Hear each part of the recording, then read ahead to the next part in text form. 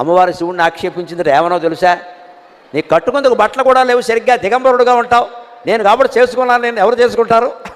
పులితోలు కడతావు, ఏనుగుతోలు కడతావు, ఇంకేం లేవు, రెండే బట్టలు. మరి అంతే కదా, ఎప్పుడు పులితోలు లేదా ఏనుగుతోలు, ఏనుగు చర్మం పులి చర్మం, ఇకపోతే నువ్వు కట్టుకునేందుకు ఏం లేదు ఇక్కడ అందుట. అంటే ఆయన అన్నట్ట, పులితోలు ఏనుగుతోలు రెండు దాచిపెట్టాయి, నేను ఏం కట్టుకుంటానో నీకు చూపిస్తాను అన్నట్ట.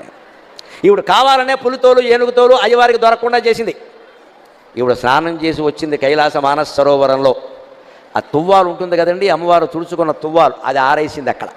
ఆయన వెంటనే దాన్ని ధరించాట వస్త్రంగా. అమ్మవారు స్నానం చేసి తుడుచుకున్న తువ్వాలని శివుడు ధరించాడు. అదేమిటి అంటే, ఇది అచ్చం పులితోలు ఏనుగుతోలు రెండు కలిపినట్టుగా ఉంది అన్నట్టు. ఎందుకని? అమ్మవారు ఒంటి నిండా పసుపు రాసుకుంది కాబట్టి ఆ తువ్వాలకి పసుపు చారలంటాయి. అమ్మవారు కస్తూరి తిలకం దిద్దుకుంది కాబట్టి కాటుక పెట్టుకుంది కాబట్టి నల్లటి చారలు కూడా అంటే, నల్ల చారలు పసుపు చారలు ఉంటే పులితోలే కదా అన్నట్ట. అదండి శివుడి చమత్కారం, అదండి శివుడి అమ్మవారు పరమానంద పడిపోయింది. ఓ నీ ఇల్లు బంగారంగా, దేవాది దేవుడివి, మహానుభావుడివి, నేను తుడుచుకున్న తువ్వాలు నువ్వు కట్టుకోవడం ఏమిటాయి అంటే ఒక్కటే మాట, ఐ లవ్ యూ అన్నట్టు, అంతే, ఇంకేం లేదు ఇక్కడ. అదే లెక్క. నేను నిన్ను ప్రేమిస్తున్నా, నాకు అన్నీ బాగానే ఉంటాయి, తుడుచుకున్న తువ్వాలైతే ఇంకోటి అయితే, నిన్ను ఇష్టపడినప్పుడు నీకు సంబంధించినవన్నీ ఇష్టపడతా, అంతే.